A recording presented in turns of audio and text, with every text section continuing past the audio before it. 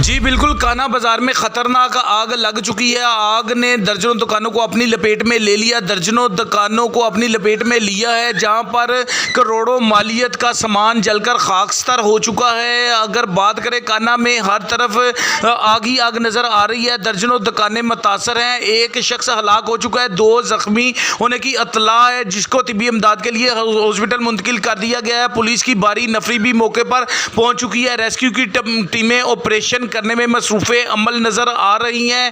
اگر بات کریں اس آگ کی تو ٹرانسفارمر پھٹنے کی وجہ سے یہ آگ لگی۔ اگر بات کریں کانا بازار میں تو بجلی کی لٹکتی تاروں کی وجہ سے یہ آگ لگی ہے۔ یہ پہلے بھی خطرے کی گھنٹی بجا چکی ہے۔ یہ بجلی کی لٹکتی تاریں خطرے کا باعث بنی نظر آ رہی ہیں۔ اگر لیسکو اہلکاروں کی بات کریں تو لیسکو کے ملازمین کی یہ غفلت ہے۔ دوسری طرف لیسکو ملازمین پرائیویٹ ہاؤسنگ اسکیموں سے اپنے بھتے لیتے نظر آتے ہیں، کام کی طرف ان کی توجہ نہیں۔ بازار میں لٹکتی تاروں کی وجہ سے تاجر برادری شدید پریشان ہے۔ لوگوں نے متعدد بار احتجاج بھی کیا، ان تاروں کو نہیں تبدیل کیا گیا، اور افسوس کہ یہ غفلت کی وجہ سے یہ واقعہ درپیش آیا۔ کوئی پوچھنے والا نہیں۔ اندھیر نگری چوپٹ راج ہے، قیمتی جانوں کا ضائع ہونا بھی سامنے آ چکا ہے، لیکن وابڈہ اہلکاروں کی جانب سے غفلت برتی جاتی ہے۔ اب بھی ٹرانسفارمر پھٹنے کی وجہ سے آگ لگی، جو کہ درجنوں دکانوں کو اپنی لپیٹ میں لے لیا۔ ریسکیو کی ٹیمیں وہاں پر آگ بجھانے میں